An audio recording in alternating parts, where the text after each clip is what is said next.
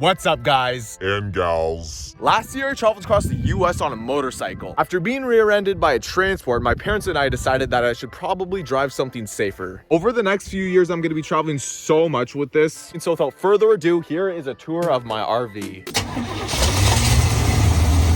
We are on the road, guys. Here she is, guys. My 44-year-old RV. I believe this is the 24-foot model, and it's gripping the road with 6 Firestone tires. I know white wall tires are pretty cool, but so is blue tire walls. And this has the big old 3500 engine in there.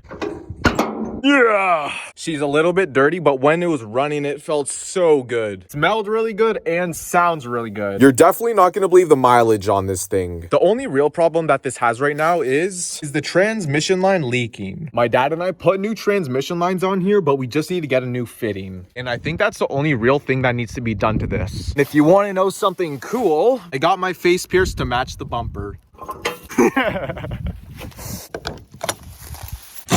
Actually, I'm also gonna get a new set of steps. Let's walk around the outside so I can tell you a little bit more about this. I'll show you all the imperfections, starting with this outside latch, which was really rusty and that little tab actually snapped off. So I need to fix that if I want to be able to just keep my door open. Directly under here, we have a compartment. I think this is a new oil filter. Sick. I'm a little bit surprised by how much room there is in this, actually. Like, when I'm traveling, I'm definitely going to be having this spot as like my tool area. Moving to the side, this is our fridge area. It's a little bit paint speckled, but that just gives it more character.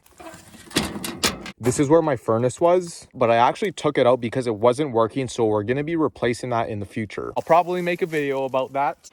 And this is the hot water tank, which I believe is broken or leaky or something, which is not that big of a deal because I have another replacement. Major shout out to my grandpa and dad. Don't forget to drop a like. We have a plug and a big old spot. I definitely have a lot of room for whatever I want in here. I have a spot for a propane tank, a ladder. Oh, this bumper is a little bit ugly. There's no denying it. I have to decide if I'm just going to be cutting this off and welding on a new bumper. That way it looks a lot nicer. Potentially keep it like this and put like a box for a generator or a bike. Up there, that light actually fell down because there's like a bunch of ice back here and it broke it. But I believe they're all still working. The roof is in pretty good condition. It's a little bit ugly because of all these little bits of patches that I put down. Not because it was leaking, but just because there's like little bits of visible cracks, which I guess did cause a little bit of damage. But before winter hit, I went around and I actually resealed a bunch of other places too, including all my vents. As a matter of fact, this vent was leaking last week, so I resealed it again. And moving to this side, there's actually not that much awesome. We have the vent, gas, water filling spot, and that gives access to underneath the seat, which has the extension cord. And this is the propane spot. And by the way, my propane is actually out right now. So if you guys want to help me be able to afford some more, don't forget to subscribe and drop a like. Please. But we're not going to be keeping this aqua robin eggshell blue. We gotta figure out something better. Now, I think that wraps up everything outside. Now I'm going to show you guys inside the front. Starting with the driver's seat that overlooks a really simple but nice dashboard. Considering this is over 40 years old, the mileage is actually pretty low, with just over 67,679 kilometers. I really wish I was joking, which is around 42,000 miles. This thing's practically new. Practically new.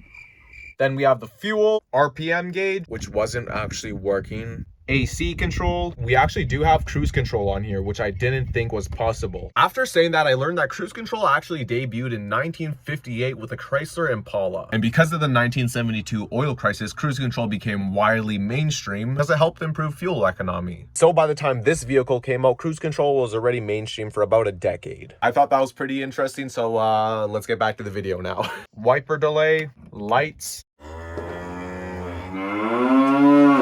The radio actually doesn't work, so only if this video goes good will I buy a new radio system so I can play really loud music. Aside from that, we have a cigarette lighter, a little tray for all my coins, some square cup holders, which I really actually like a lot, and Secret compartment. And there's actually no compartment underneath there. Everything in here is really simple and vintage, which I do like a lot. Don't you worry, we're gonna be doing so much customization to this. It's gonna be looking absolutely incredible. More incredible, I should say. And above the driver's seat, we have this massive bed area. And there's quite a bit of space up here. The bed's actually 4 feet wide, and I feel like that's quite a bit of space. Unless you're used to having like a king or queen size bed. I even put in this super cute cupboard. There's really good ventilation. The one downside is the head space, or lack of.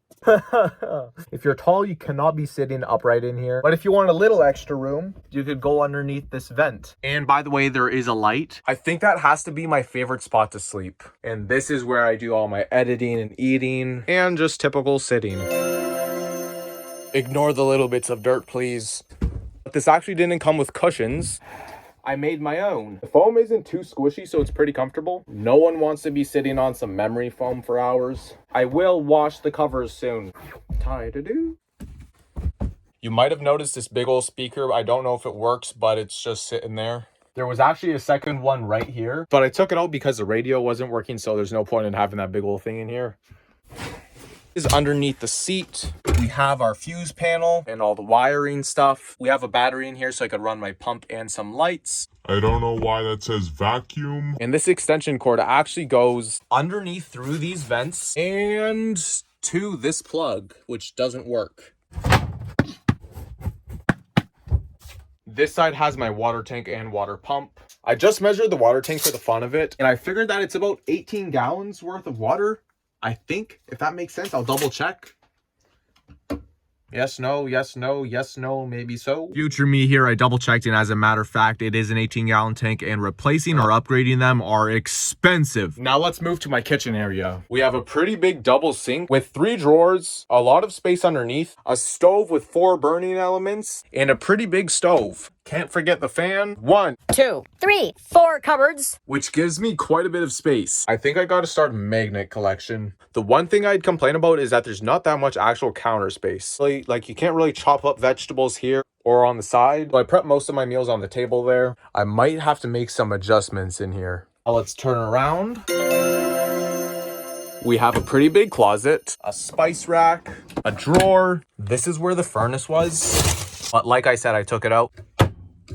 This didn't come with the original fridge, which was quite a bit bigger, but this one's definitely a good size for me. This would be like a microwave or toaster area. Yes, I really do need to repaint everything. Let me know what color you think I should go with. And this is my back room. I guess it's more of a corner, but still. We have a really good sized couch with 3 cupboards above it. I have plenty of room for all my stuff. There's not 1, not 2, but 3 lights back here. Plus this little shelf that usually has a lot of stuff on it. And it's extra comfy because I have memory foam underneath here. No one wants to be sitting on some memory foam for hours. Into a bed. This has to be my second favorite spot to sleep. Maybe just because of the memory foam. I was looking at the curtains and I realized that I really need to fix them. Yeah. This corner, it's been like taken out and put in a couple times by the previous owners. And I guess I have to show you what's behind this curtain. A window, but also underneath it, the wall's kind of falling apart. In some point of the vehicle's history, there's just a leak in the roof that was just left unintended and unfixed for however long. And the damage that it caused isn't too extreme. I just need to put a new piece of plywood on there. Until then, what you can't see isn't a problem. It had taken me quite a while to figure out how to open and close it efficiently, but I'm pretty good at it now. And of course, we do have a little bit of storage room underneath there, just for a bunch of random cluttery stuff. Yeah, and my bathroom isn't very presentable right now, so I'm gonna see if I have old footage of it. Just it's a little bit, it's not super clean. I need to put my light cover back on there. We have a pretty standard cupboard, and also this. That's all you get to see. Over the summer, I'm definitely going to be doing a lot of repainting and renovating this thing to make it a little bit more my style. Don't get me wrong, this is super nice, but I just feel like it could be more customized. Still such a nice RV. Then I got distracted by making a camping video, which you should totally check out after. Yeah, boy! Okay, so I'm back in the RV, and I just found out that you need to have the ignition on to have lights. No future me here, I just want to clarify that it's because my inside battery was dead, and at the moment I didn't realize it. with the ignition. All right, so it is now a couple days later after that last segment. I'm in a new spot and I just got something really cool from my dad.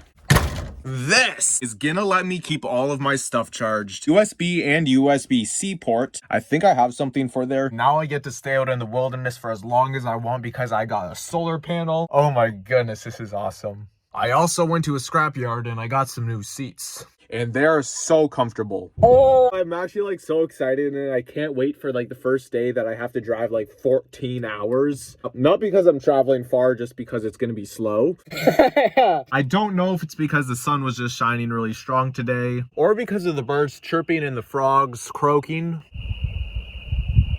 But I am beyond happy, guys. All right. I really truly hope you enjoyed this video, and I have a couple other RV videos that I need to edit. And if there's something I missed or stuff that you want to see about this RV, please let me know. I do have some plans, and I'm actually going to be showing all of the footage of me getting the RV like originally and all that cool fun stuff. And if you made it this far and you wanted to show some support, remember there's Buy Me a Coffee, which you could do by scanning that QR code or clicking the link in my description. But either way, thank you so much, and I hope the rest of your day goes absolutely fantastic. Bye-bye!